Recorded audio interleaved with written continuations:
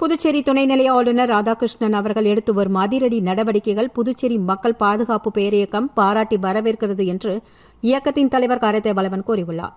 புதுச்சேரியில் கடந்த 2 ஆண்டுகளாக கலாச்சாரத்தை சீரழிக்கும் ரெஸ்டோபார்கள் தெருவுக்கு 10 என்ற வகையில் டீ கடைகளை விட அதிக அளவில் குடியிருப்பு பகுதிகள், பள்ளிகள், கல்லூரிகள், கோவில்கள் ஆகியவற்றின் அருகிலேயே இயங்கி வருகின்றன.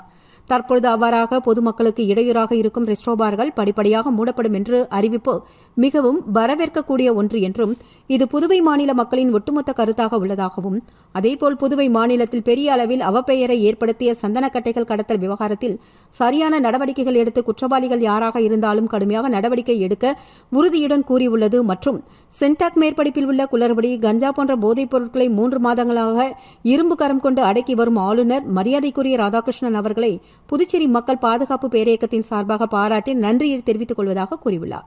மேலும் சாமானிய மக்களை வெகுவாக பாதிக்கக்கூடிய மின்கட்டண உயர்வை ரத்து செய்திட வேண்டும் என்றும் அவர் வலியுறுத்தியுள்ளார்.